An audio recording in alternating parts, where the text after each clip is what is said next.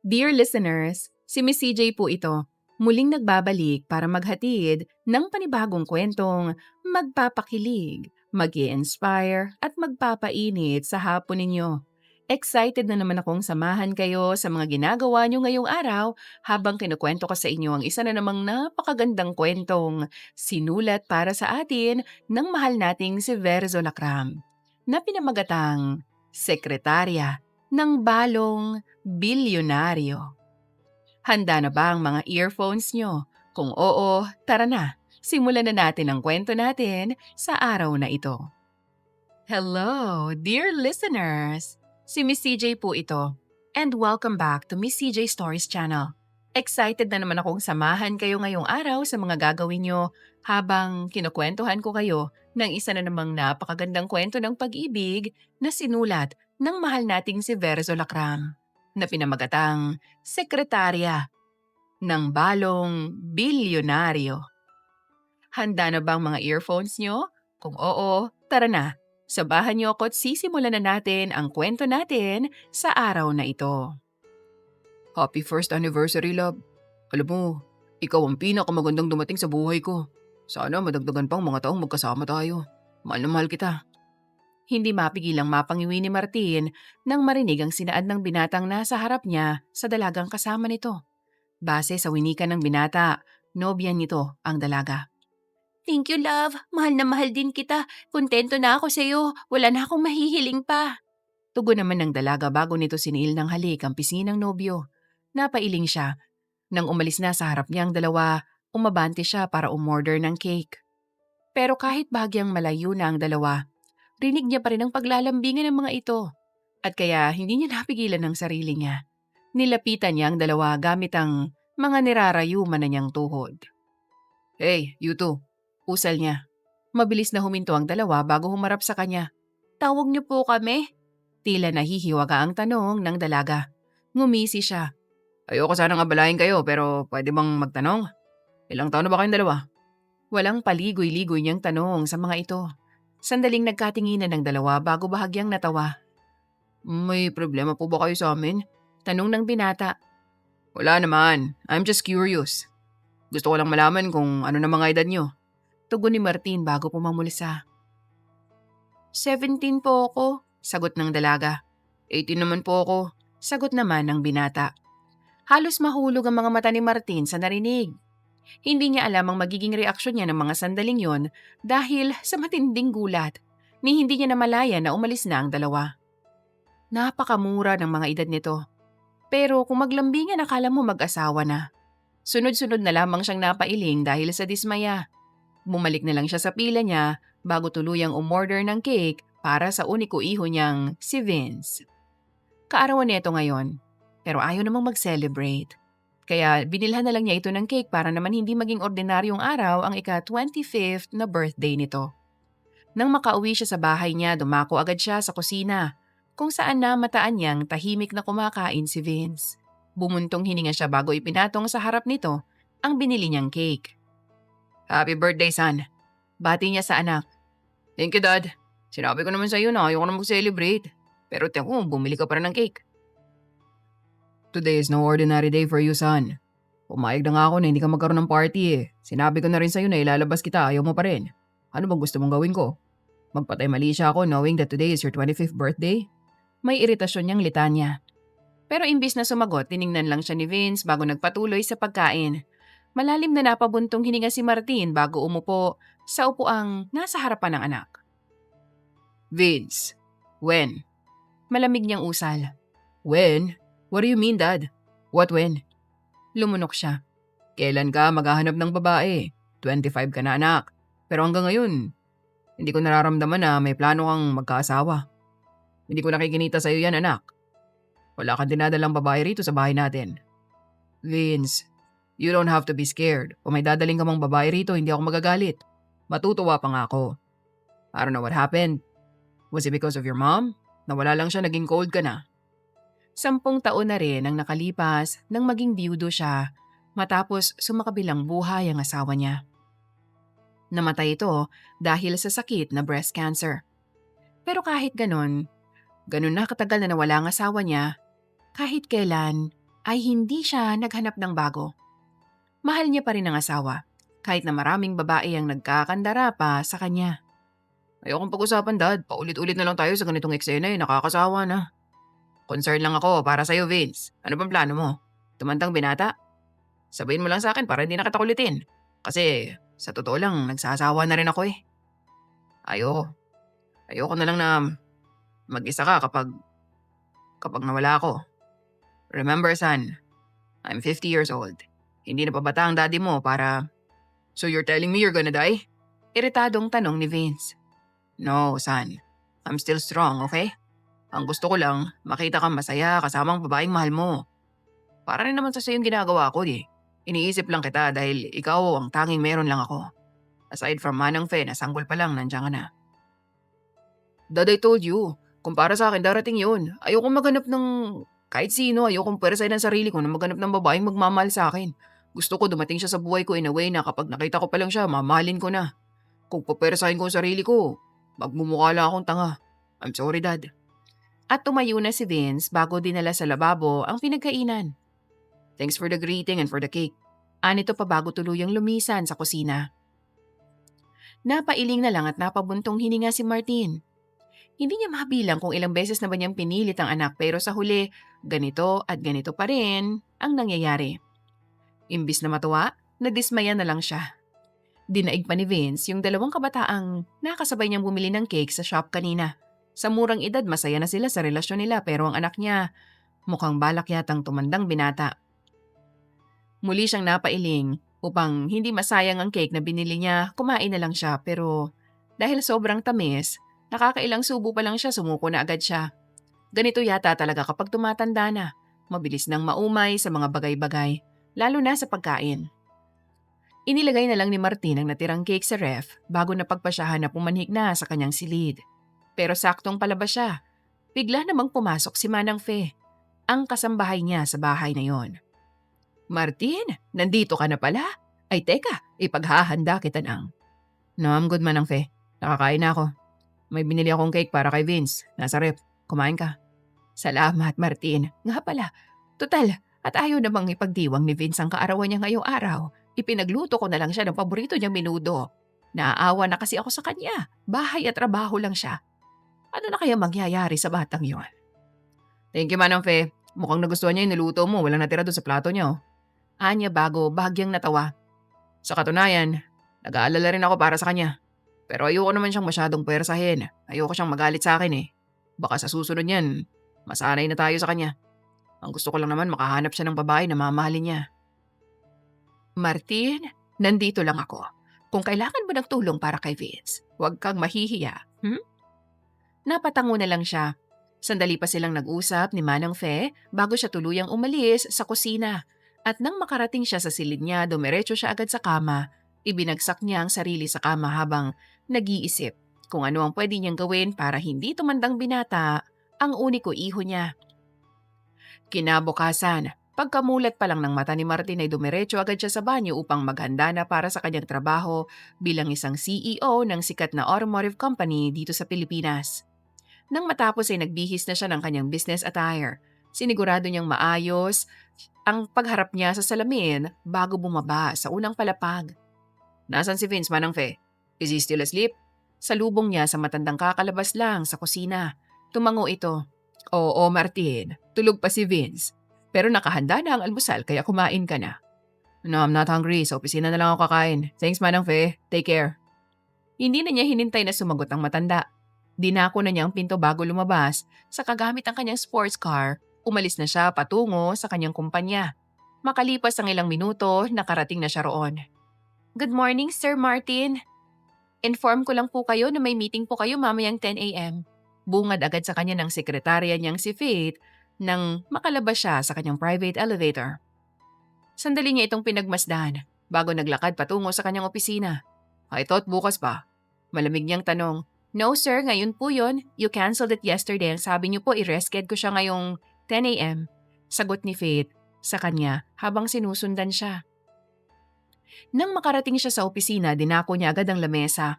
Umupo siya sa swivel chair kung saan saktong pumosisyon si Faith sa harap niya. Napalunok siya. Hindi niya maiwasang pagmasdan ang maganda niyang sekretarya. Ilang taon na itong naninilbihan sa kanya pero ngayon pa lang niya ito na-appreciate. Alright, I'm going. Just get me a cup of coffee. Make sure there's no creamer, no sugar, just black coffee, okay? Make it a little bit strong. Kailangan ko ng lakas for the meeting later. Malapad nang umiti si Faith bago tumango. Yes, sir. At dali-dali niyang dinako ang pinto. Subalit hindi pa man tuluyang nakakalabas si Faith sa opisina ng amo. Tila yata na bahagang buntot. Bigla na lang siya nitong tinawag. Sa tinig nito, seryoso ito kaya naman ilang beses muna siyang lumunok bago dahan-dahang humarap. Sir? May kailangan po ba kayo bukod sa kape? Kahit takot, maayos pa rin ang postura niya. Isa pa man din yon sa ayaw ng boss niya, ang walang kumpiyansa sa sarili, kaya kahit takot na takot at nanginginig, kalmado pa rin siyang humarap rito. If I offer you something, tatanggapin mo ba? Seryosong tanong nito bago tumayo. Pumumulsa pa ito, pagdakay naglakad palapit sa kanya. Oh, let me revise my question.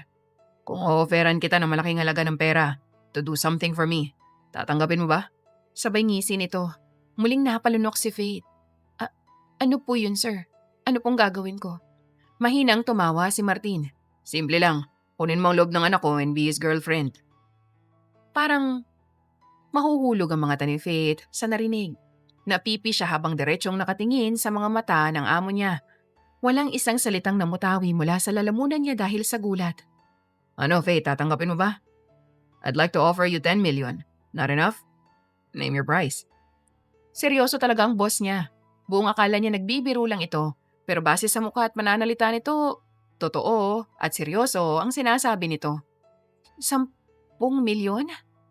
Sobra-sobra na yon para sa kanya. Lalo na sa pamilya niya. Pero nababahala siya kung tatanggapin niya ang alok nito. Para bang binenta niya ang dignidad niya? Naguguluhan tuloy siya ngayon. Wala siyang masabi dahil sa matinding gulat. So what's your verdict, Faith? Tatanggapin mo ba o? Meron po bang posibilidad na makuha ko ang loob ng anak niyo? Paano kung ayaw niya sa akin? Matatanggap ko pa rin po ba yung 10 milyon? Sunod-sunod niyang tanong. Tumawa si Martin bago bumalik sa lamesa nito. Muli itong umupo sa upuan bago ipinatong ang mga paa sa lamesa. And that's the thing that you need to solve, Faith. Mailap kasi ang anak ko. Makukuha mo bang loob niya? At tungkol naman sa 10 milyon, makukuha mo lang yon once kayo na. No worries. Tripling sahod naman ang matatanggap mo. Yun ay kung ginagawa mo ang trabaho mo. Not here, but in my house. My son Vince, he's working as a programmer. He's working internationally at palagi siyang nasa bahay. Babad yun sa monitor niya. You want 10 million? Prove it to me that you're deserving. So is it a deal or no deal? Sandali niyang pinakatitigang maigi ang mga mata ng boss niya bago desperadong naglakad palapit dito. Deal, Sir Martin. Bahala na kung ano ang kalalabasan ng desisyon niya. Pumayag na siya. Wala nang bawian. 10 milyon din yun eh. Sinong aayaw sa ganong kalaking halaga ng pera? Pumalakpak si Martin. You made a good decision, Faith. Hopefully, ikaw na ang para sa anak ko. Tumango siya. Noted, sir. Sige po. Igagawa ko na po kayo ng kape. No need, Faith. I want you to start right away. So go pack your things at papupuntahin na kita sa bahay ko. At dinukot nito ang cellphone sa bulsa bago may tinawagan. Nagulat man dahil sa sinabi nito, hindi na siya nakapagsalita pa. Ginawa na lang niya ang nais nito. Nagtungo siya sa opisina niya at kinuha niya ang bag niya. At hindi naglaon na mataan na lang ni Faith ang sarili sa loob ng isang limousine na minamaneho ng driver ng boss niya. Pagkaraan ng ilang sandali, huminto na ang sasakyan. Walang kibu si Faith ng mga oras na yon. Tahimik lang siya. Pinapakiramdaman ang kapaligiran. Maya-maya pa binuksan na ng driver ang pinto ng sasakyan bago inilahad ang kamay sa harap niya. Tanging ngiti lang ang nagawa niya bago tinanggap ang kamay nito. Inalalayan siya nito hanggang makalabas siya at hindi niya maiwasang mamangha sa bahay na nasa harap niya. Hindi na niya kailangang magtaka. Alam niyang bahay ng boss niya ang pinagmamasdan niya. Saktong pagkaalis ng driver, biglang bumukas ang gate kung saan bumungad sa kanyang isang matanda. Abot langit ang ngiti nito nang maglakad ito palapit sa kanya. Faith, tama ba? Ang matanda na ikinamaang niya. Kilala niyo po ako? Oo naman, tinawagan ako ni Martin. Kaya alam ko ang tungkol sa'yo. Ikaw bang magiging girlfriend ni Vince? Tama ba? Ngumiwi naman siya. Ah, kung magtatagumpay po, opo. Pero kung hindi, sobrang ganda mo, Faith. Ang sexy mo nga dyan sa suot mo eh. Kaya, paano hindi mahuhulog sa'yo si Vince? Pero ngayon pa lang ha, pinapaalalahanan na kita. Mailap ang batang yon kaya sana magtagumpay ka. Sana nga po. Tawagin mo na lang akong Manang Faith. Halika na sa loob. Kumain ka muna. Napatango na lang si Faith at nang hawakan niya sa kamay ni Manang Fe, wala na siyang nagawa kundi magpaubaya ng hilahin na siya nito papasok sa napakaganda, modernong bahay ng amo niya. Nasaan po si Vince, Manang Fe? May kabanyang tanong sa matanda sa gitna ng pagkain niya. Nasa loob siya ng silid niya, iha. Nagtatrabaho. Naku, masanay ka na sa kanya. Minsan lang yung lumabas ng silid niya. Mas gusto kasi nun laging mag-isa. Kaya sanay na magtagumpay ka talaga sa pinaplano mo. Napabuntong hininga si Faith. Sa mga sinabi niyo po, parang gusto ko na pong mag-back out. Baka po kasi wala siyang planong humanap ng babaeng mamahalin niya. Paano po kung mali si Sir Martin? Sambit niya bago bahagyang inilapit ang mukha sa matandang nakaupo sa harap niya. Paano po kung lalaki talaga yung tipo niya? Baka nahihiya o natatakot lang po siyang magsabi.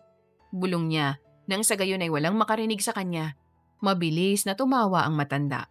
Imposible naman yung sinasabi mo, Faith. Sanggol pa lang ang batang yan. Kasakasama ko na. Lumaki na siya't lahat-lahat. Nakapagtapos ng pag-aaral, nagkaroon ng trabaho pero kahit na kailan ay hindi ko siya nakitaan ng magkakaroon siya ng pagkakagusto sa kapwa niya. Pero sige, sabihin na nating totoo ang hinala mo. Pero hindi naman niya kailangang matakot, lalo na sa daddy niya. Dahil alam ko, tatanggapin niya si Vince kahit na ganito ito. Napatango siya. Pero bakit ba siya naging mailap? May rason po ba? Pakanyang tanong kapag kuwan. Nang pumanaw si Victoria, ang ina niya at asawa ni Martin, naging gano'n na siya. Alam mo kung bakit? Kasi mommy's boy yun. Kung hindi nga lang niya pinilit ni Martin nun eh, hindi pa niya itutuloy ang pag-aaral niya na parang si Victoria ang buhay niya. Kasabay ng pagkawala ng kanyang ina ay siya ring pagbagsak ng buhay niya. Hindi maiwasang magulat ni Faith sa narinig. 2 taon na siyang nagtatrabaho bilang isang sekretarya ni Martin, subalit ngayon pa lang niya nalaman na balo na pala ito. Buong akala kasi niya may asawa pa ito. Yun pala, wala na. Siguro yun na din ang dahilan kaya masungit ito sa kanilang mga empleyado nito. Imbis na umimik pa, mas pinili na lang ni Faith na manahimik. Ayaw na niyang mapunta pa kung saan ang pag-uusap nila ng matanda dahil ayaw ni Martin na pinag-uusapan ito. Mas maiging, yun lang ang nalaman niya. Nagpatuloy na lang siya sa pagkain at saktong pagkatapos niya, biglang may ipinatong na susi si Manang Fe sa harapan niya. Huwag mo nang abalahan ang pagkainan mo. Hayaan mo na ako ang maglinis niyan. Yan ang susi ng silid ni Vince. Gamitin mo na para makapasok ka. Anito. Tanging tango na lang ang itinugon ni Faith sa matanda. Pero imbis na puntahan agad si Vince sa silid nito, inayos niya muna ang sarili niya. Nag-retouch na lang siya saglit. Sinuri kung bango ba siya, lalo na ang hininga niya at nang masigurado niyang maayos ang lahat, nagpatiuna na siya sa ikalawang palapag. Ngayon, namataan niya ang sarili niya sa harap ng isang pinto. Sa silid ng lalaki ngayon lamang niya makikita. Hindi niya mahabilang kung ilang beses siyang nagpakawala ng hangin sa bibig. Sunod-sunod yun, malalalim pa. Hindi naglaon gamit ang susi, binuksan niya ang silid ni Vince.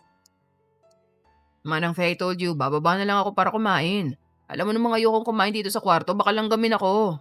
Please leave my room. I'll be down in a few minutes. Bungad agad sa kanya ng isang boses ng lalaki. Nilakihan niya ang bukas ng pinto at mula sa loob, nakita niya si Vince. Nakaupo ito sa harap ng 3 monitor. Kung may anong ginagawa sa mga yon, may mga codes. Hindi niya alam ang ginagawa nito, pero malinaw sa kanya na abala ito sa mga oras na yon. Vince? Mahinahon niyang saad dito bago humakbang papasok sa loob. Sandali itong tumigil sa ginagawa bago mabilis na tumayo saka humarap sa kanya. Bumukas agad ang mukha nito sa gulat, tila nakakita ng multo dahil bahagyang nanlaki ang mata at bibig nito.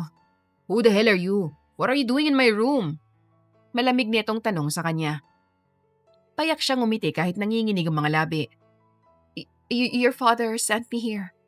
Gusto niyang maging boyfriend kita. Imporma niya na halos ikabagsak ng panga nito. What? My fa- My dad sent you here? And you agreed? Umangat agad ang boses nito. Wala sa sariling tumango. Oo. Tumawa si Vince bago siya tiningnan mula ulo hanggang paa. At may lakas ka ng loob na pumunta rito? Come on, tell me, magkano in-offer sa'yo ni Dad? Sa tingin ko, hindi ko na kailangang sabihin. Gusto lang niyang maging masaya ka, Vince. Kaya nandito ako. Gagawin. No! Hindi mo ako pwedeng maging boyfriend. Hindi rin kita pwedeng maging girlfriend. Mas maiging umalis ka na lang. Wala akong panahon para sa kalokohan ni Dad sa akin. Kahit lumuhod ka, kahit ano, hindi magiging tayo. Matigas nitong asik bago bumalik sa pagkakaupo sa upuan. Leave! Now! And lock the door! Pagtatabuyan pa nito sa kanya. Ngunit imbis na sundin nito, nagmatigas siya dahil sa matinding pangangailangan. Hindi na siya maaring sumuko, nandito na siya eh. Kailangan lang niyang tatagan ng loob niya. Baka sakaling mabago niya si Vince kung magpapatuloy siya sa mga plano niya. Marahan siyang naglakad palapit dito. Wala siyang ingay habang nakatuon sa ginagawa nito. Hindi naglaon, nang malapit na siya kay Vince, muli itong tumayo bago humarap sa kanya. Pero sa pagkakataong yon, may galit na ito sa muka. Nangasar ka ba? O hindi ka lang talaga makaintindi? Ang sabi ko, umalis ka, hindi kita kailangan. I don't need a woman in my life. Go! Leave! Ayaw mo? Fine. Wala siyang ideya sa gagawin nito. Subalit pagkalipas ng ilang sandali na mataan niyang sapu-sapu nito ang pulso niya habang hila-hila siya nito palabas. At nang tuluyan na siyang makalabas sa silid nito, inagaw nito sa kanyang susi bago pasalampak na sinaraduhan ng pinto. Napabuntong hininga si Faith. Sinubukan niya pang katukin si Vince, pero hindi na ito sumasagot sa kanya. Hindi siya sumuko. Nagpatuloy siya hanggang sa mapagod na siya. Inabot na siya ng dilim, pero wala pa rin siyang nakuhang tugon mula kay Vince. Doon na niya napagpasyahang lumisan. Bumalik siya sa kumpanya ng boss niya, kung saan saktong kalalabas lang nito sa opisina. Malapad nang umiti si Martin. How was it, Faith? Nagtagumpay ka ba? Mariin siyang lumunok bago umiling. Hindi ko po alam kung magtatagumpay ako, Sir Martin. Mukhang wala talagang plano si Vince. 20 million. Deal or no deal. Halos mahulog ang mga mata ni Faith sa narinig. 20 million, sir? Seryoso po ba? Barya lang yan sa akin, Faith. And I don't care if I have to spend a lot of money for my son. After all, I'm a billionaire. I can afford everything. Nalula si Faith. Pakiramdam niya, mas naninindigan pa siya dahil sa alok nito. Sobra-sobra na yun sa kanya, sa pamilya niya. Kaya kahit sobrang hirap, tumango siya. Okay, deal po, Sir Martin. That's good, Faith. Bumalik ka bukas. No need to go here anymore. Dumiretso ka na sa bahay. Kunin mo lang ang kiliti ni Vince. Baka tuluyan mong makuha ang loob niya eh. Wika ni Martin bago ito naglakad patungo sa private elevator nito. At nang mawala ito sa paningin niya, sunod-sunod siyang napailing bago marahas na nagpakawala ng hangin sa bibig. Ngayon pa lang, hirap na siya. Pero hindi yun dahilan para sumuko siya. Para sa 20 milyon, gagawin niya ang kagustuhan ng boss niya. Kaya naman nang sumapit ang kinabukasan, hindi na siya nag-aksaya ng oras. Nang magising siya, agad siyang gumayak. Sinigurado niyang maganda siya, mabango, bago lumabas ng kanyang bahay. Pero ganun na lang ang gulat niya nang makita ang limousine na naghatid sa kanya sa bahay ng boss niya kahapon. Nandoon si Mang Lito, ang mismong driver ng naturang sasakyan. May katandaan na ito, parang mga kasing edad lang ni Manang Fe. Mang Lito, anong ginagawa mo rito? Nagtataka niyang tanong. Malapad nang umiti ang matanda bago binuksan ang pinto ng limousine. Sakay na, Faith. Pinapasundo ka sa akin ni Sir Martin. Hindi maiwasang mapangiti ni Faith.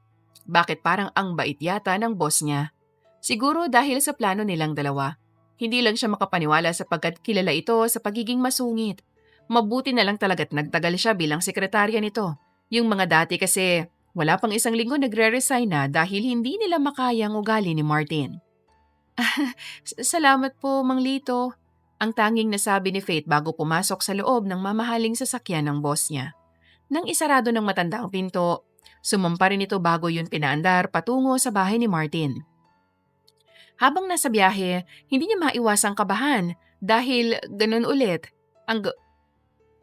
hindi niya maiwasang kabahan dahil baka yun ulit ang gawin ni Vince sa kanya. Iniisip na lang niya na sana'y magtagumpay siya dahil ayaw niyang pumalya.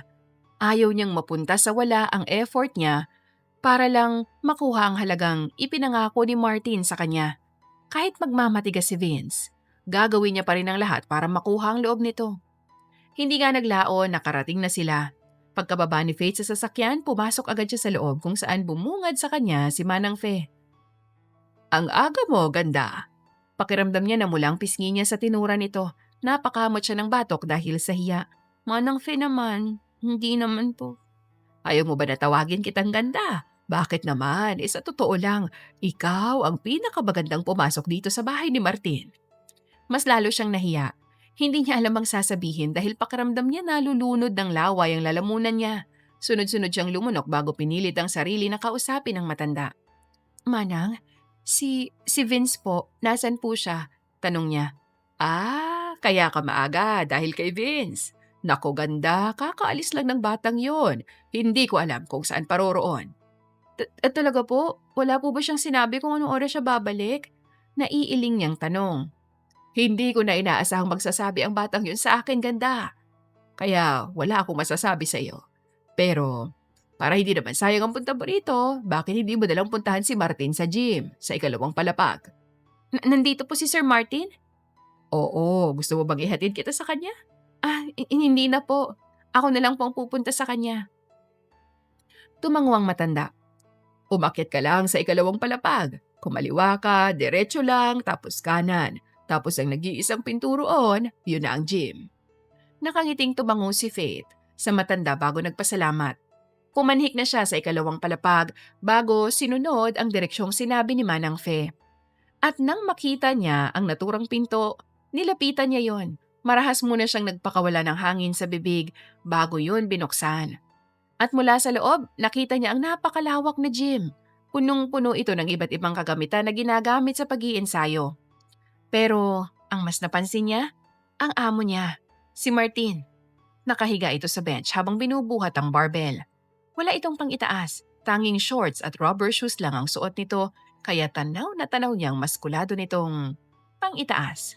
Tagaktak na rin ang pawis kaya naman nagniningning ang katawan nito. Hindi mapigilang mapalunok ni Faith.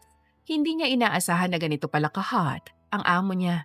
Halatang maalaga ito sa katawan, lalo pat nakita niya kung gaano nito kadaling buhatin ang mabigat na barbell.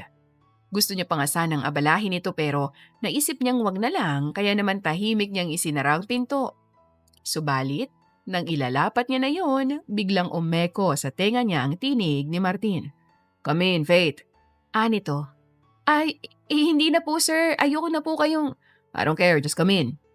Napabuntong hininga siya bago walang nagawa kundi sundin ang nais nito. Pagkabukas niya ng pinto, nakita niyang nakaupo na ito sa bench habang nakatingin sa kanya. Dahan-dahan siyang pumasok sa loob bago sinaraduhan ang pinto. Sir? Pwede bang paabot ng towel ko sa akin? I'm sweaty.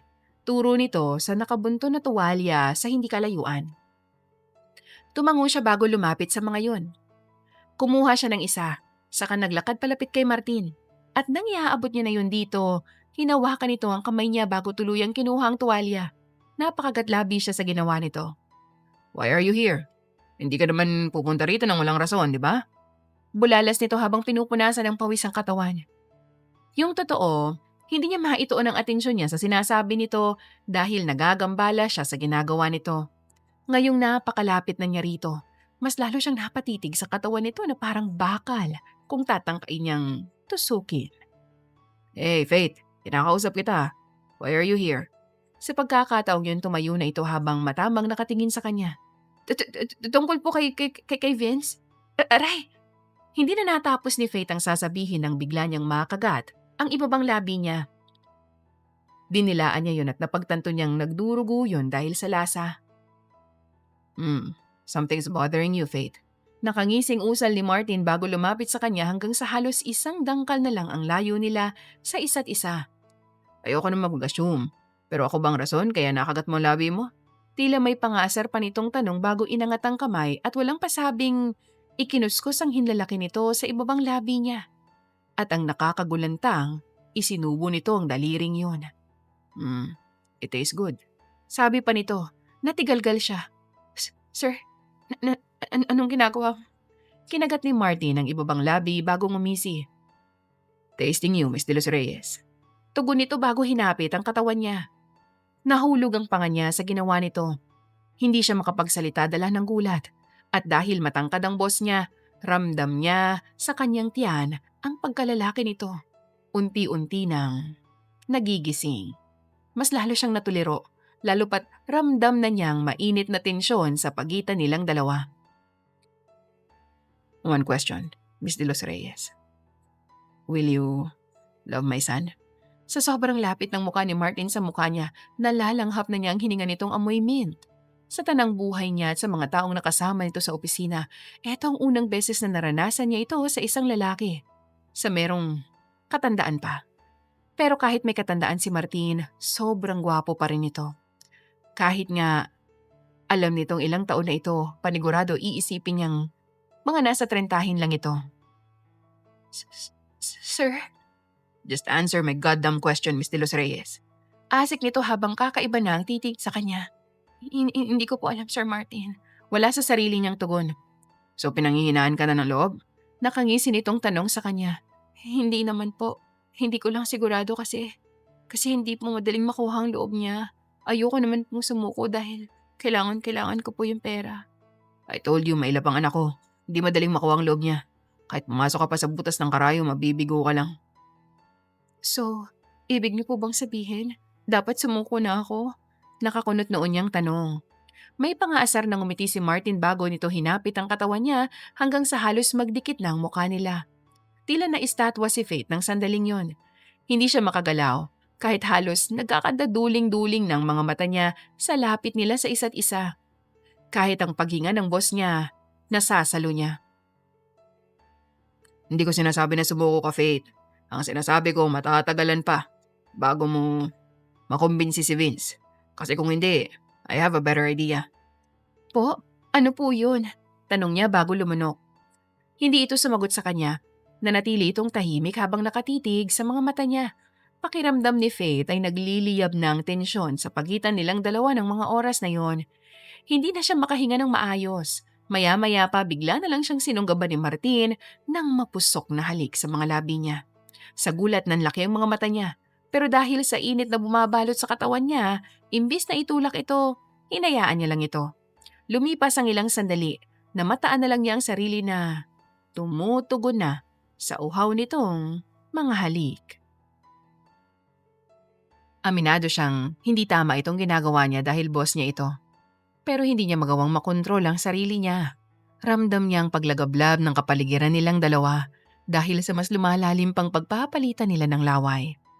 Ngunit makalipas ang ilang minuto, bigla na lang humiwalay si Martin sa kanya bago nito masuyong sinapo ang magkabilang pisngi niya. I never thought you tasted so good, Faith. Wika nito habang bahagyang hinihingal. Sunod siyang lumunok bago umiling. Anong ginagawa mo, Sir Martin? Mali ito. Are you in a relationship? Seryosong tanong ni Martin sa kanya. Kinagat ni Faith ang labi niya sa kaumiling. Wala po akong panahon. So don't be scared. Para naman tayong walang minamahal eh. We're both clean. Bulalas ni Martin bago sinapo ang magkabila niya pang-upo na ikinasinghap niya. Nang akmang hihiwalay na siya rito, muli nitong hinapit ang katawan niya at muli siyang siniil ng mapusok na halik. Wala namang nagawa na si Faith ng mga sandaling yon. Nagpaubaya siya sa kabila ng pag-aalinlangan. Hindi naglaon. Namataan niya ang sarili na nakaupo na sa bench habang nakatayo ang boss niya sa harap niya.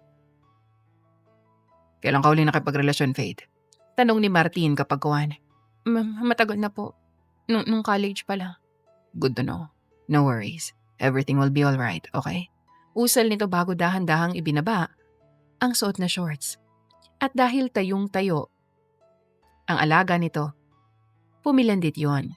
Hindi maiwasang magulat ni Faith sa nakita. Mahaba at malaki ang pag-aari ng boss niya. Namumula pa yon habang bakat sa balat nun ang mga ugat. Sir? Ang tanging namutawi sa lalamunan ni Faith. Ngumisi si Martin bago nito sinapo ang ibabaw ng ulo sa kawalang pasabing inilapit yon sa naguumigting alaga nito. At doon nagsimulang mawala sa sarili si Faith. Sa una nag-aalangan pa siya, pero sa dulo wala siyang ibang maramdaman kundi ang sarap at kiliting idinudulot ng boss niya sa kanya. Walang humpay itong naglabas-masok sa makipot niyang butas. Halos mapuno na rin ng ingay ang loob ng gym ng mga sandaling yon. Subalit sa gitna ng sarap na nararamdaman nila, biglang bumukas ang pinto. Mabilis siyang humiwalay sa isa't isa bago itinuon ang mga mata roon. At doon parang gusto na lamang maglaho ni Faith nang makita niya si Vince. Seriously, Dad? With your goddamn secretary? Anas ni Vince bago lumisan. Wait, son. Pigil ni Martin sa anak bago kinuha sa lapag ang shorts. Dali-dali itong nagbihis bago sinundan ng anak. At nang mag-isa na lamang si Faith sa loob, wala sa sarili siyang napaupo sa bench. Bumalik na siya sa sariling katinuan. Sa inis, nasampal niya ang sarili. Hindi niya inaasahan na magagawa niyang ibigay ang sarili niya sa boss niya. Gayong may usapan silang dalawa tungkol sa anak nito. Napaiyak na lamang siya habang sobrang pagsisisi niya sa nangyari. Maya-maya pa, nagbihis na lang din siya bago dali-daling lumisan sa bahay ni Martin. Pero nangangalahati pa lang siya sa hagdan, narinig na lang niya ang sunod-sunod na pagtawag ng boss niya sa pangalan niya. Hindi siya huminto. Nagpatuloy lang siya sa paglisan. At nang abot kamay na niyang pinto, biglang may humawak sa braso niya at pinilit ang katawan niya paharap. Wait, let's talk. Si Martin. Nanlisik agad ang mga mata niya rito bago walang ano-ano'y sinampal ito. Pero agad din siyang napasinghap nang mapagtanto niya ang ginawa niya. Sa galit na nararamdaman niya, nakalimutan niya na boss niya na palang nasa harap niya. Hindi na siya umimik pa, imbes nagpatuloy na lang siya sa paglisan hanggang sa makalayo na siya. At nang makakita ng waiting shed, pinuntahan niya yon bago umupo at dun umiyak. Nakita siya ni Vince habang nakapatong ang ama nito sa kanya. Nasampal niya pa ang boss niya. Kaya anong mukha na lang ang maihaharap niya sa mga ito? Hiyang-hiya na siya. Hindi niya alam ang gagawin. Nanghihina na siya sa sobrang pag-iyak at pagsisisi. Sa tagal ng pananatili niya sa waiting shed, inabutan na siya ng ulan. Wala pa man din siyang payong kaya mas lalo siyang nainis. Pero hindi naglaon, huminto ang isang pamilyar na sasakyan sa harap niya. Lumabas ang driver nito na may dalang payong. Mang Lito, anong ginagawa niyo rito? Tanong niya habang hilam ang mga mata. Pinasunod ka sa akin ni Sir Martin. Gusto niyang ihatid kita sa bahay niyo. Sagot ng matanda bago binuksan ang payong. Halika na, Faith. Sumakay ka na. Gusto niya sanang tanggihan ng matanda, pero binabaan na niya ang pride niya dahil baka mas lalo siyang magtagal sa waiting shed. Wala naman siyang galit sa matanda kaya pumayag na siya. At habang nasa biyahe, muli na naman siyang napaiyak. Iniisip niya kung makakabalik pa siya bilang isang sekretarya ni Martin matapos ng nagawa niya.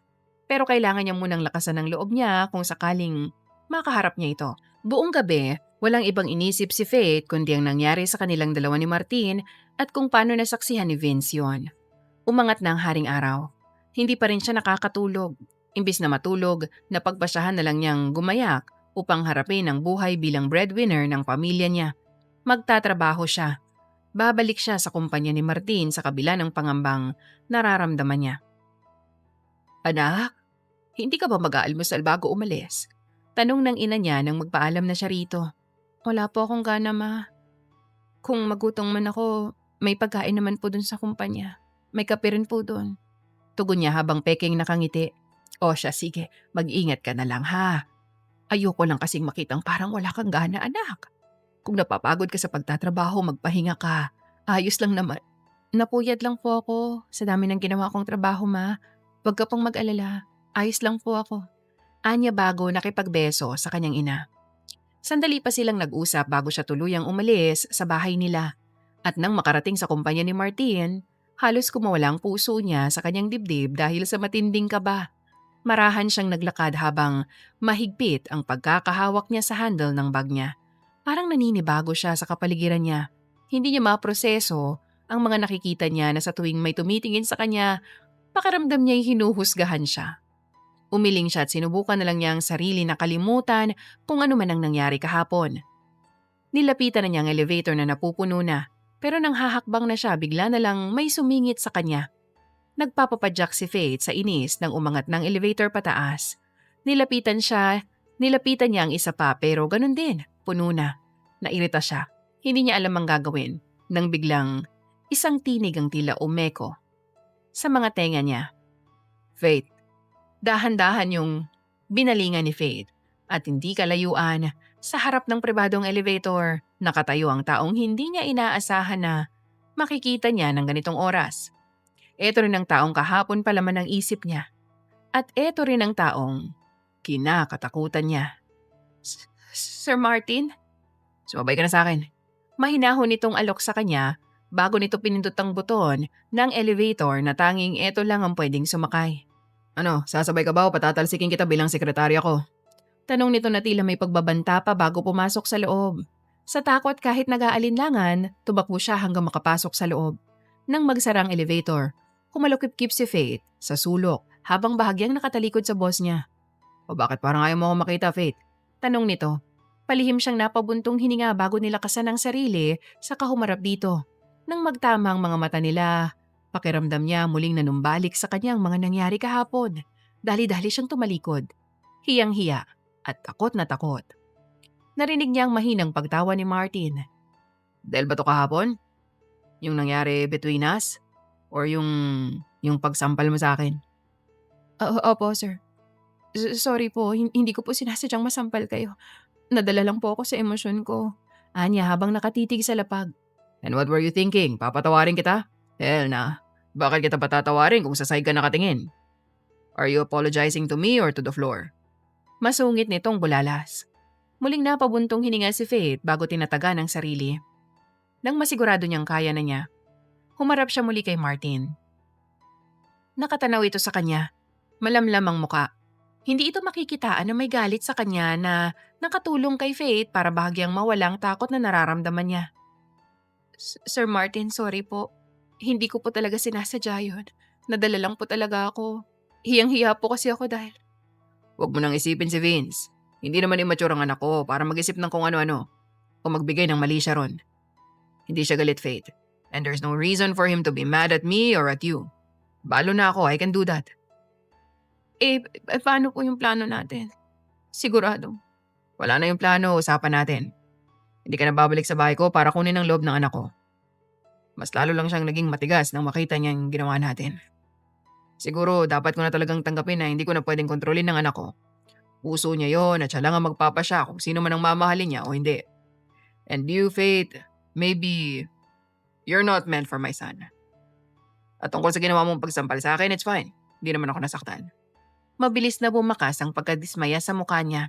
Inaasahan niya ang 20 milyon na yon. Pero marahil ay tama nga ito. Baka hindi nga siya para kay Vince. Wala na siyang nagawa kundi tanggapin ang pasya ng boss niya. Ang importante, maayos na sila at hindi mawawala sa utak niya ang nangyari sa loob ng gym. Nang bubukas ang elevator, hinayaan muna ni Faith na maunang lumabas si Martin bago siya sumunod rito. First time mo bang makasakay sa elevator ko? Tanong nito sa kanya. Opo, sir. From now on, pwede ka nang sumakay ron. You don't need to ask my permission, okay? Hindi niya alam pero napansin niyang biglang pagbabago nito simula nang magkaroon sila ng kasunduan. Hindi ito ganito sa kanya noon. Sa katunayan, ito lang ang unang pagkakataon na nakausap niya ito ng matagal. Minsan kasi wala itong 1 minuto man lang. Tapos na ang usapan nila. Aalis siya para bumalik sa opisina niya. Pero mabait na ito ngayon. Hindi na katulad ng cold at masungit na boss niya noon. Okay po, Sir Martin. Tugon niya. Unti-unti nang bumalik sa normal ang nararamdaman niya. Wala na ang kaba at nerbiyos. Hindi na ito sumagot sa kanya kaya nanahimik na lang siya hanggang sa makarating ang boss niya sa sarili nitong opisina. Habang siya naman naglakad na ng bahagya bago makarating sa opisina niya.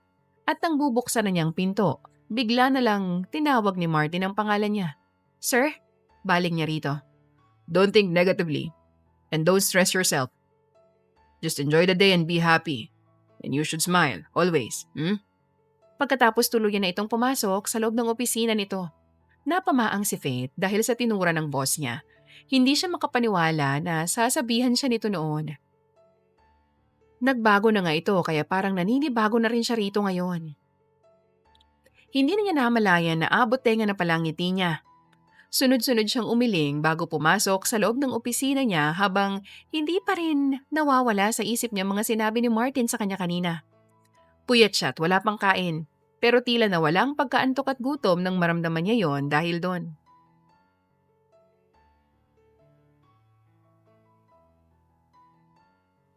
Kung makaasta ka, Faith, parang walang nangyari sa inyong dalawa. Hmm? Maktol niya sa sarili bago inis na napaupo sa kanyang upuan. Sandali muna siyang nagpahinga bago nagsimula ng magtrabaho. Pero hindi pa man nagiinit ang puwet niya sa upuan, biglang may kumatok sa pinto. Nang papasukin niya yon, mabilis pa sa 4:00 na napatayo nang makitang si Martin yon habang may dalang supot. Sir Martin, may kailangan po ba kayo?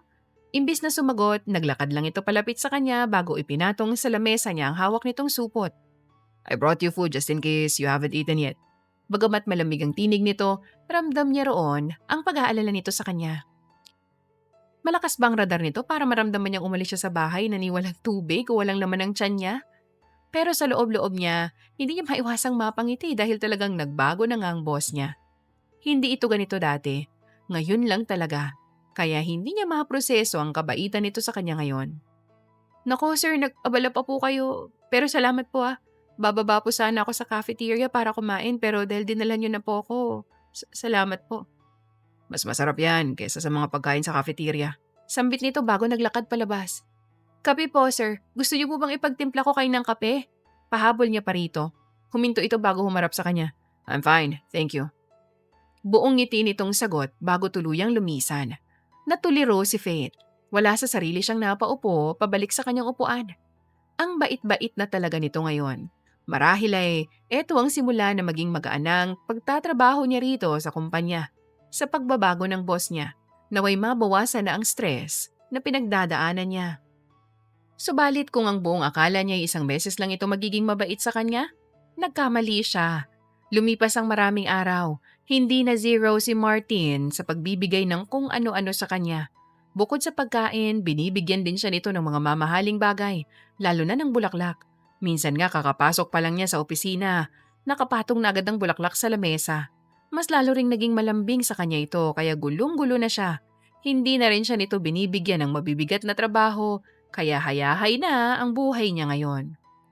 Isang gabi, tahimik lang si Faith sa opisina niya habang abala sa laptop niya. Kasalukuyan kasi siyang gumagawa ng presentation na gagamitin ni Martin sa presentation nito or sa meeting nito bukas. Papikit-pikit na siya dahil sa matinding antok. Pero hindi siya sumusuko sapagkat ang tangi niyang hangad ay matapos ang ginagawa niya. Gabi na, Miss De Los Reyes. Bakit hindi ka pa umuwi? Tanong ng isang baritonong tinig. Nanggaling yun sa pinto. At dahil nakapatay na ang ilaw niya sa opisina, hindi niya nakita kung sino ito. Pero base sa boses, may hula na siya. Hindi naglaon ito na mismo ang nagbukas ng ilaw, kaya naman napagsino na niya ito. Sa hamba ng pinto, nakatayo roon si Martin. Dala na nito ang bag niya, habang nakasampay sa braso nito ang tuksido. Tila handa nang umalis. Lumunok siya bago pilit nang umiti. Tinatapos ko lang po tong presentation na gagamitin niyo bukas, sir. Saglit na lang. No, leave it. Putol nito bago naglakad palapit sa kanya. Pero sir, no more buts, De Los Reyes. Mariin itong usal bago tiniklop ang laptop niya. Walang nagawa si Faith kundi ang tumango sa sinambit nito. Hindi siya makakibo lalo pat nakita niya ang kakaibang titig ni Martin sa kanya. Hindi niya maipaliwanag ngunit parang sinusuri siya nito. Nakaramdam siya ng pagkailang ng mga sandaling yon kaya napayuko na lang siya dala ng hiya. And why aren't you speaking, Miss De Los Reyes? Kapag ko itanong ni Martin sa kanya. Bumaloktot ang daliri niya sa kanyang magkabilang paa dahil sa tinura nito. Wala siyang ideya kung ano ang sasabihin niya. Nilakasan na lang niya ang loob niya bago mag-angat ng mukha rito. Sir? Hindi pa po ba kayo uuwi? Malalim na po ang... Ako ang dapat magtanong yan sa'yo, Miss De Los Reyes. Look, it's already 9:30 p.m. Pero nandito ka pa rin, busy sa harap ng laptop mo. You should have gone home a few hours ago pero nandito ka pa rin. What were you thinking? Inilalagay mo bang sarili mo sa panganib, ha? May iritadong bulalas nito habang matalim ang tingin sa kanya. Muling lumunok si Faith bago tumayo na may mataas na kumpiyansa sa sarili sa kabila ng kabang nararamdaman niya sa boss niya. Hindi po kasi ako makatulog nang hindi tinatapos ang mga kailangan kong tapusin. Actually, last slide na po. It doesn't change the fact na nandito ka pa rin sa kumpanya ko at this hour. Halika rito, tumayo ka sa harap ko. at pinatong nito ang hawak sa lamesa niya bago bahagyang umatras. Imbis na magmaktol, sinunod na lang ni Faith ang utos ng boss niya. Dahan-dahan siya naglakad sa harap nito at nang makarating, kinagat niya ang labi niya dahil mas lalong tumalim ang tingin nito sa kanya. Hindi niya maipaliwanag ang tensyon na namamagitan sa kanilang dalawa ngayon basta't malakas ang kutob niya na may hindi magandang mangyayari. Kahit kailan talaga, Miss De Los Reyes, matigas ang ulo mo. Kailan ka ba matututo? Sir, ano po bang tinutukoy niyo? Hindi. You deserve a punishment. Singhal nito bago lumuhod. Napasinghap si Faith nang biglang may ginawa ito. Nang kokomprontahin niya na ito, bigla na lang nito sinapo ang binti niya. Pagkalapat ng mga palad nito sa balat niya, nakaramdam agad siya ng kakaibang init sa kanyang katawan. Hindi niya magawang masuway ang boss niya. Hinayaan niya lang ito hanggang sa ilakbay nitong palad, haitaas. Mas lalong nag-init si Faith. Hindi niya na maiwasang mapahalinghing ng bahagya. At hindi naglaon, hinalikan ni Martin ang binti niya na tuluyang nagpasabog sa apoy sa kanyang kaibuturan. Sir Martin, anong ginagawa mo? Shh.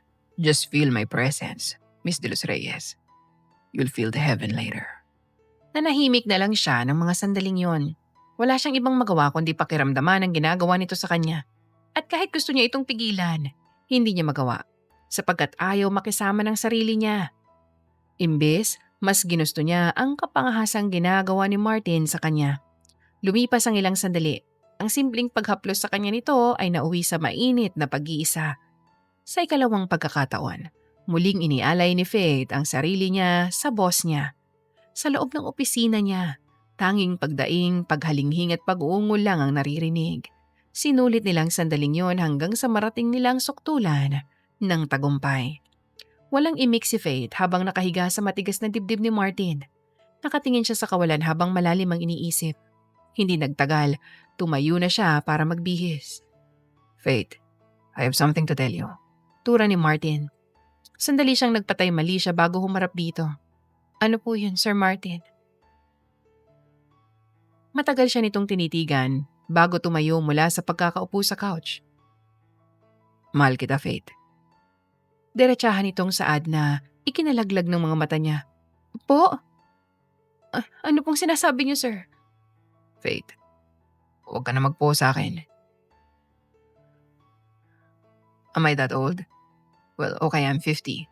And I know you heard me. Yes, Faith. Mahal kita. I love you. Te amo, huwag ni. Ginugugma kita. Hindi pa rin ba ako maintindihan?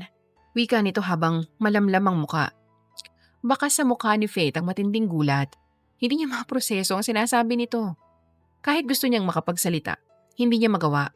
Pakiramdam niya, may tangan siyang mabigat sa dibdib niya dahil sa hirap niyang iproseso ang nangyayari. I can give you the world, Faith. Bilyonaryo ako. Kayang-kaya kong ibigay ang lahat sa'yo. Sambit pa ni Martin bago ito naglakad palapit sa kanya. At nang tuluyan niya itong makalapit, kinuha nito ang kamay niya bago masuyong hinimas ang mga yon. Naniniwala ka ba sa kasabihan na age doesn't matter? Kasi ako naniniwala ako riyan. Hindi dahil sa may edad na ako. Dahil lahat ay may karapatang magmahal. Kahit na sino. Kahit na anumang edad mo. Kahit sa ang social class ka kabilang, you deserve to love and to be loved. Mariing na lumunok si Faith. Hindi pa rin makaproseso ang sinambit sa kanya ni Martin. Seryoso ka ba, Sir Martin? Ako? Mamahalin mo? Paano? Gulong-gulo na litanya niya. Malapad na ngumiti si Martin. Nagsimula yun nung may nangyari sa atin doon sa bahay. Alam ko biglaan pero nagsimula lahat doon eh. Kung paano ako nagsimulang makaramdam ng pagmamahal sa'yo. Gusto talaga kita para kay Vince. Dahil nasa iyo na ang lahat. You're beautiful, you're smart, kind, and everything as in Faith. Nasa iyo na ang lahat. At yun ang gusto ko para kay Vince. I want a responsible woman for him. But you know what? Destiny has its own plan. Ayaw niya sa'yo eh. And it's been 10 years since my wife passed away. At sa tingin ko ito ng oras para muling magmahal ako, Faith. Miss De Los Reyes, my secretary, I want you in my life. Pahayag ni Martin. Bawat salita na namumutawi sa lalamunan nito, ramdam niya ang sinseridad nito. Hindi na maiwasang maiyak ni Faith dahil sa mga sinabi ni Martin. Tahimik pa rin siya habang emosyonal. Hindi niya alam ang sasabihin sa kadahilan ng hindi naman siya naghangad ng kahit ano sa kanyang buhay na magmahal ng lalaking doble ang edad sa kanya. Kaya ngayong mahal siya ng boss niya, anong gagawin niya? Ayaw naman niya itong masaktan. Sir, hindi ko alam ang sasabihin ko. Hindi pa rin ako makapaniwala na. I know, nakakabigla. Ang gusto ko lang naman, tanggapin mo ako sa buhay mo. Papatunayan ko sa'yo na karapat dapat ako. Hindi kita sasaktan.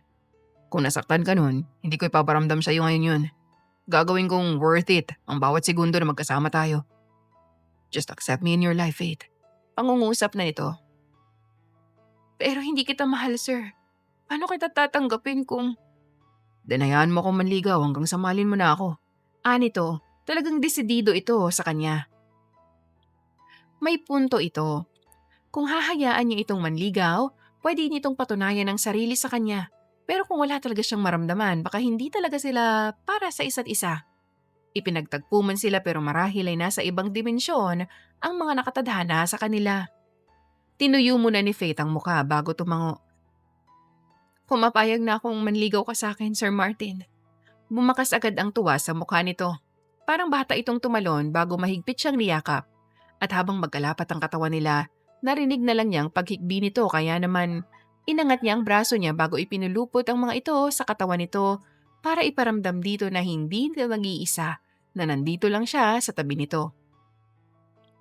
Sa tanang buhay ni Faith, kailanman hindi siya nangarap na magmahal ng may edad na lalaki. Wala sa bucket list niya ang ganoong bagay. At gusto niya ay magmahal ng lalaking ilang taon lang ang agwat sa edad niya, hindi halos kalahati ng edad niya. At dahil sa pagmamakaawa at pangungusap ni Martin, napilitan siyang pumayag na manligaw ito sa kanya kahit pakiramdam niya'y mapupunta lang yun sa wala. Hindi kasi niya nakikita ang sarili niyang mamahalin niya ang isang tulad nito. Nag-aalala rin siya dahil baka mahusgahan siya lalo na ng pamilya niya dahil sa yabang meron ng boss niya. Nakakabahala at baka isipin nila'y pinipirahan lang niya ito. Anak, kung ayaw mo naman pala sa kanya, bakit hindi mo nalang sabihin sa kanya kaysa naman umasa siya? Suhestyon ng ina niya nang aminin niya rito ang namamagitan sa kanilang dalawa ni Martin. Bumuntong hininga siya. Ma, hindi ko kaya. Ilang araw na simula nung manligaw siya. Kaya nawalan na ako ng lakas ng loob. Sa ginagawa mo, Faith, sinasaktan mo lang ang loob ng amo mong yan. Sambit naman ang ama niya. Hirap na siya sa sitwasyon. Mas lalong hindi niya alam kung ano na ang iisipin niya. Si Martin ba o ang takot na patuloy na namamayani sa kalooban niya? Bakit kasi ako pa? Halos kaedaran niyo lang siya eh, ma. Pa 25 pa lang ako. Parang ama ko na siya. Paanong hindi siya mahuhulog sa'yo Malamarian Rivera ang mukha mo? Sabay halakhak ng nanay niya. Naman, nakuha mo pang mang-asar. Seryoso na yung sitwasyon pero... Hindi na natapos ni Faith ang sasabihin nang biglang may kumatok sa pinto ng bahay nila. Umiling siya bago nagpresenta na siya na lang ang magbubukas ng pinto. At nang makalapit, gumagap muna siya ng hangin bago binuksan ang pinto. Subalit gano'n na lang ang gulat niya nang makita niya si Martin sa labas habang may bitbit na isang bungkos na pulang rosas. Sir Martin, anong ginagawa mo rito? Gulat na tanong niya habang nakatitig sa dala nitong bulaklak. Nag-aalala ako sa'yo, Faith. Di mo sinasagot ang mga tawag at text ko eh. What happened? Katulad ng winikha nito, nag-aalala rin ang tinig nito. Anak, ano ba yan? Papasukin mo. Sabi ng papa niya. Hahawakan na sana niya ang pinto para kontrolin yon upang hindi makita ng mga ito si Martin. Nang bigla namang sumulpot ang ama niya sa gilid niya at walang kaabog-abog na hinilang pinto. Hi, I'm Martin. Agad na pakilala ni Martin sa ama niya. Nakagat ni Faith ang ibabang labi dahil sa kabang biglang nararamdaman ng dibdib niya. Pinag-uusapan lang nila kanina ang boss niya pero heto't kaharap na ng ama't ina niya dahil sumunod ito sa kanya. Ikaw ang boss ni Faith? Ang manliligaw niya? Tanong ng ama niya. Yes po, ako nga po. Tumawang ama ni Faith. Ikaw naman, kumaka po kayo parang ang layo ng agwat ng edad natin. Parang magkaedad nga lang tayo. Napakamot si Martin ng batok. Pasensya na. Hindi lang ako sanay na hindi ginagalang ang magulang ng babaeng mahal ko eh. Nga pala Faith, for you. At inabot nito sa kanya ang bulaklak. Napatitig si Faith bago maluwag sa loob niyang tinanggap yon. At nang tiningnan niya ang mukha ng mga magulang, nakangiti ang mga ito. Anak, bakit hindi mo siya ayain sa loob? Suhestyon ng kanyang ina.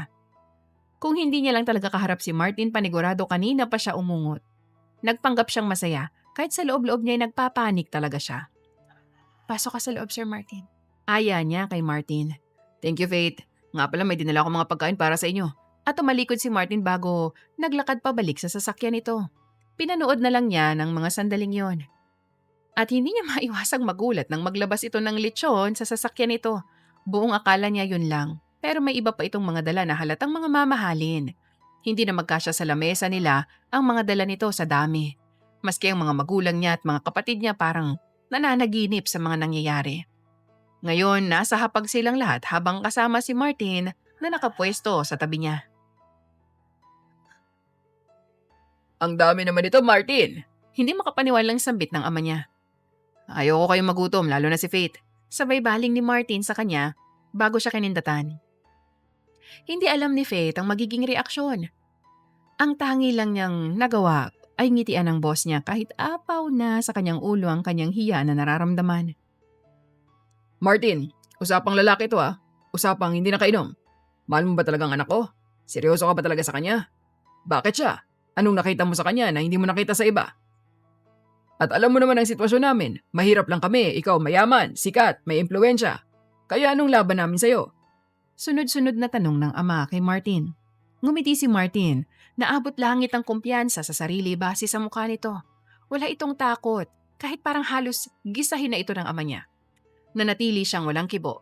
Hinihintay ang sasabihin ng boss niya. Mahal ko si Faith. May diing sagot ni Martin sa ama niya. Seryoso ako sa kanya. Bakit siya? Kasi alam kong puro ang puso niya. Mabait siya, maganda. Alam ko siyang babaeng hinahanap ng puso ko. 10 taon na simula nang wala ang dati kong asawa. 10 taon na rin patay ang puso ko.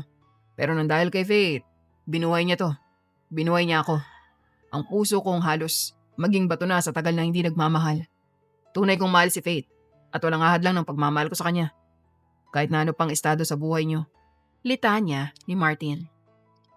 Ramdam niyang galing sa puso ang tinura nito. Nandun ang sinseridad nito sa kanya. Gayon pa man nananatili siyang walang kibo habang nakatanaw sa mga magulang niyang nakatitig naman kay Martin. Mukhang seryoso nga siya sa anak natin, mahal. Wika ng ina niya. Sandaling tiningnan ng ama ni Faith ang asawa bago bumaling sa kanya. Ikaw naman ang kakausapin ko, anak. Nasa iyo pa rin ang pasya. Mahal mo ba si Martin? Gusto mo ba talaga siyang pumasok sa buhay mo o baka naman napipilitan ka lang dahil amo mo siya? Sa bawat tanong ng ama niya, ramdam niya ang diin ng pagsasalita nito. Mas lalong hindi makakibo si Faith. Kahit malamig, pinagpapawisan siya. Sa katunayan, pumayag siya naman ligaw si Martin sa kanya dahil gusto niyang malaman kung karapat-dapat pa talaga ito sa kanya kahit nag-aalala siya sa agwat ng edad nila. Subalit sa kabila ng pinapakita ni Martin, hindi pa rin niya natututunang mahalin ito. Nag-aalala siya, baka mapunta lang sa wala ang effort na ibinibigay nito sa kanya. Pa, nanliligaw lang po si Martin sa akin. Pinapatunayan niya pa ang sarili niya. Simpleng sagot niya bago bumaling kay Martin na malapad ang ngiti sa muka. Totally wala ka pa namang pasya, mas maigi kung ipagpatuloy mo Martin ang panliligaw mo sa anak ko. Pero ito lang ang masasabi ko sa'yo. Hindi ako bangag o lasing. Pero sa oras na maging kayo at dumating ang pagkakataon na masasaktan mo siya, maghihiganti ako. Wala akong pakialam kung sobrang yaman mo. Ayoko lang na umiiyak ang anak ko. Nagkakaintindihan ba tayo? Sabi ng ama niya. Nakangiting tumango si Martin. Yes sir. Tugon pa nito. At pagkatapos noon, naging normal na ang usapan nila. Ilang oras ding nagtagal ang pag-uusap nila bago nagpaalam si Martin. Salamat sa mga dala mo sir. Lalo na sa lechon. Wala nga naman, Faith. Wala lang yun sa akin. At pwede ba, huwag mo na akong tawagin, sir. Okay lang naman. Sir naman, kahit anong mangyari, boss pa rin kita. Kaya hindi mo ako mapipilit. Umismid si Martin bago walang pakundangang hinapit ang katawan niya saka siniil siya ng halik sa kanyang mga labi. Hindi pa rin ba kita mapipilit, Miss De Los Reyes? Or shall I say, soon to be Mrs. Montevista? Anito bago siya kinindatan. Wala sa sariling itinulak ito ni Faith. Umalis ka na nga, nakakainis ka na sir. Sabay talikod niya dito dahil sa hiya. Narinig niya pang pagtawa ng boss niya kapag kuwanay nagpaalam na ito. Hindi na siya tumugon. Narinig na lang niya ang pag-andar ng sasakyan nito. Nang humarap siya, wala na ito. Hindi maiwasang mapangiti ni Faith dahil sa ginawa ng loko-loko niyang boss sa kanya. Ramdam niya sa sarili niya na kinikilig siya. At kung titingnan niya ang refleksyon niya sa salamin, malamang sa malamang, parang sinapak ang mukha niya dahil sa pula. Lumipas ang maraming araw. Mas lalong pinatunayan ni Martin ang pagmamahal nito sa kanya. Noong una, low-key lang ang panliligaw nito. Pero hindi naglaon na laman na ng buong kumpanya ang namamagitan sa kanilang dalawa na manliligaw niya ang boss niya. Binalot siya ng hiya kaya tuwing naglalakad siya nakayuko siya. Pero yung effort ni Martin hindi matutumbasan ng kahit na sino. Hindi siya materialistic na babae pero walang araw na hindi lumilipas na hindi siya nakakatanggap ng regalo mula rito. Napapatambak lang ang mga yon pero tanggap rin siya ng tanggap bilang respeto sa pagiging seryoso nito sa kanya. Ngunit minsan, hindi niya maiwasang mapaisip kung tunay nga ba talagang pagmamahal nito sa kanya. May edad na ito, marami na itong pinagdaanan na hindi niya pa nararanasan. Kaya naman natatakot siya at nababahala minsan.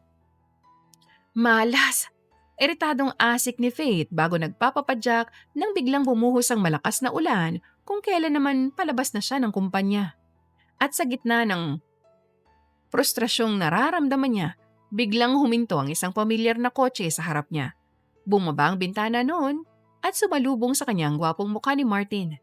Sakay na, ihahatid na kita. Kindat nito sa kanya. Ay, wag na sir. Maghihintay na lang ako dito hanggang tumila. Salamat po. Tanggi niya dahil sa hiya. Bumakas agad ang lungkot sa mukha ni Martin bago inangat ang bintana.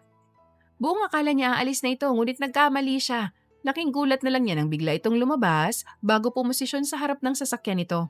Sa isang iglap, basang-basa na agad ito ng ulan. Sir Martin, anong ginagawa? Bakit ka nagpapakabasa dyan? Nininervyos niyang tanong. Kasi ayaw mo sumakay eh. Kaya mas maigi na lang maligo na lang ako dito sa… Baka magkasakit ka! Nag-aalalang putol niya rito. Hindi yan, malakas pa ako no? Pero kung concerned ka talaga sa akin, come here. Sabay angat nito ng braso. Napamaang si Faith sa tinura nito. Loko-loko talaga. May edad na pero malakas pa rin ang tama. Dinaig pa yung dalagang dinadatnan. Napailing siya at ibinaba na lang ang kanyang bag. Wala siyang planong maligo sa ulan. Pero dahil sa pag-aalala niya sa boss niya, nilapitan niya ito. Hinawakan niya agad ang kamay nito bago hinila pabalik sa loob ng sasakyan. Pero dahil parehong basa ang mga kamay nila, isang pangyayari ang naganap nang hindi inaasahan. Kumalas bigla ang kamay niya. Nanawalan sila ng balanse, subalit bago pa man siya tuluyang matumba, nasalo agad siya nito. Wala siyang imik ng sandaling yon habang nakatitig sila sa isa't isa. You look like an angel, Faith. Mahinang sambit ni Martin sapat na para marinig niya. Walang kibo si Faith. Ni hindi niya naramdamang itinayo na siya nito. Tahimik lang siya. Pinoproseso ang nangyayari. You're so beautiful, Faith. Masisisi mo ba ako? Bakit kita nagustuhan? I want you for the rest of my life. At kung sakaling maging tayo. Inangat nito ang kamay bago ginamit ang likod ng palad para ihaplos sa pisngi niya. I won't waste any moment with you. Susulitin ko ang mga araw na kasama kita bago ako. Mahal mo ba talaga ako, Sir Martin? Seryosong tanong ni Faith dito habang unti-unting nanunubig ang mga mata. Mahinang tumawa si Martin. Seryoso ako, Faith. Seryoso ako sa nararamdaman ko sa'yo kaya… Oo, mahal ki… Hindi na niya pinatapos. May kung anong kumontrol sa kanya ng mga sandaling yon na inilapit ang mukha niya rito bago siilin ito ng halik. At nang maglapat ang mga labi nila, napasigha pa si Martin sa gulat habang si Faith naman ay napapikit. Pinapakiramdaman ang mainit nitong mga labi sa gitna ng pag-ulan. Hindi naglaon, naramdaman niyang pinupulupot nito sa kanyang mga braso bago gumalaw ang mga labi nito. Buong puso yung tinanggap ni Faith. Walang pagdadalawang isip, walang pag-aalinlangan. Tumugon siya sa mapusok na halik ng boss niya kaya napalitan ng init ang lamig na pareho nilang nararamdaman. Pagkalipas ng ilang sandali, humiwalay si Martin sa kanya bago idinikit ang noo sa noo niya. Why did you kiss me, Miss De Los Reyes? Tanong nito kapagkuhan. Malapad nang umiti si Faith bago sinapo ang magkabila nitong pisngi.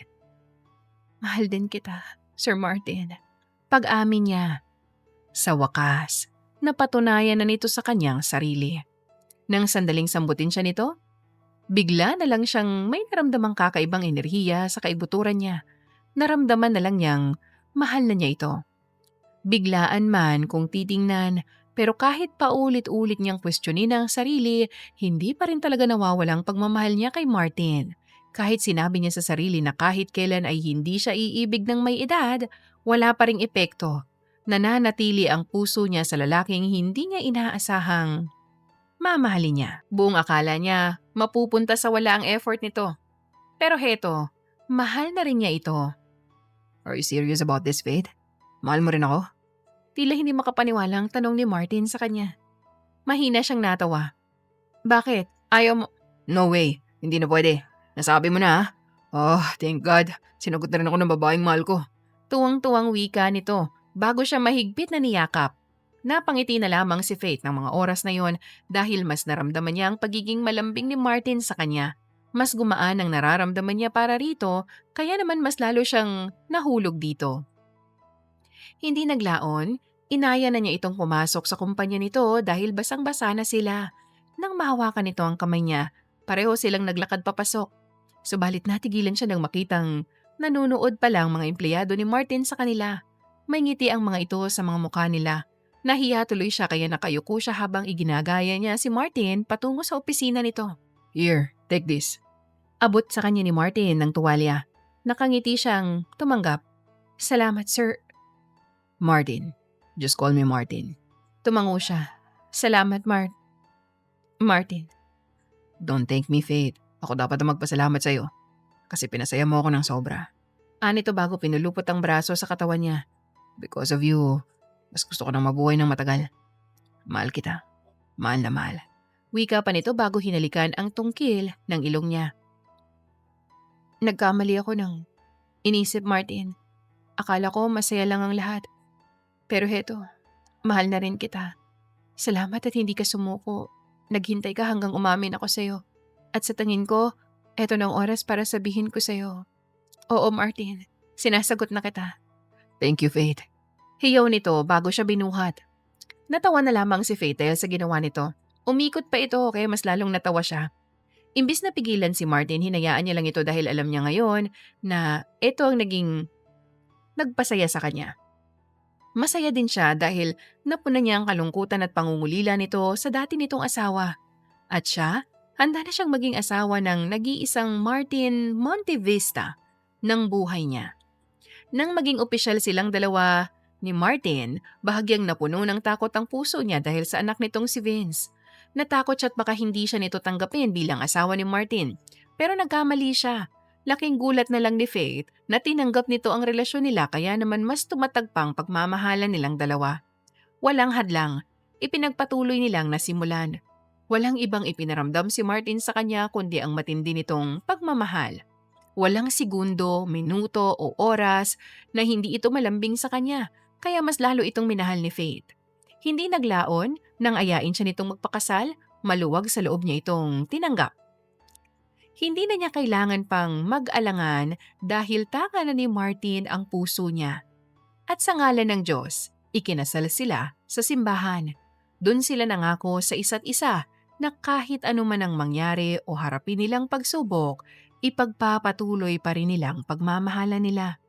Hindi bilang magkarelasyon, kundi bilang mag-asawa na.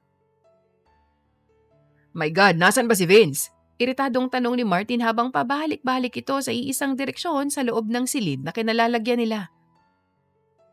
Tawagan mo kaya, baka umuwi agad siya eh. Sayang, hindi man lang siya sumama rito sa para mag-celebrate. Malumbay na tura ni Faith sa asawa. Nandito sila ngayon sa isang 5-star hotel kung saan gaganapin ang reception nila. Nasa loob sila ng isang pribadong silid ng mga sandaling yon at tanging sila lang dalawang nandoon. Naghihintay na sa kanilang mga guest pero heto sila't stress ng asawa niya. I called him, hon, pero hindi eh. Hindi na natapos ni Martin ang sasabihin nang biglang bumukas ang pinto. At doon agad na bumungad sa kanila ang kanina pa nitong hinahanap. Pumasok ito sa loob. Pareho silang nagulantang nang sumulpot sa likod nito ang isang magandang babae. Napatayo si Faith sa kinauupuan bago lumapit sa kanyang asawa. Sino yung babae, Han? Tanong niya pa. I don't know, hon. Wala sa sariling sagot ni Martin sa kanya. San, kanina pa kita hinihintay. I tried reaching out to you but you were unavailable. Wika pa nito nang ibinaling ang tingin sa lalaki. And who is she, Vince? Tanong pa nito. Dad, Hinawakan ni Vince ang kamay ng babae bago ito'y ginaya palapit sa kanya. this is Monique, my fiancé. Fiancé? Gulat na usal ni Martin sa anak. You're getting married, anak? How? Kailan pa? Dad, Monique and I have been together for more than 3 years. Hindi ko siya sinabi sa'yo kasi hindi pa ako handa. I was scared. You know me so damn well, Dad. Then, nung nagkaroon ako ng lakas ng loob na aaminin ko na sana sa'yo yung tungkol kay Monique, kaso bigla mo naman akong kinalit na maghanap ng girlfriend ko. I was so annoyed. Kaya hindi ko sinabi sa'yo. And Dad, it took me 3 years to tell you. But yeah, I have a fiancé. At oo, your son is getting married. Tura ni Vince. Stupid. Asik ni Martin sa anak bago ito nilapitan at niyakap. Nag-effort pa naman ako, nahanapan ka, meron ka rin pala. Sa galing mong magtago, hindi man lang ako naginala sa'yo. I hate you so much, son. Anito bago kinilala ang mapapangasawa ng anak. Natawa na lang si Vince ng mga sandaling yun bago ito lumapit sa kanya. Congratulations sa inyong dalawa ni Dad, Faith. Who would have thought na yung babaeng gusto niya para sa akin, magiging asawa pala niya, di ba? Awesome, right?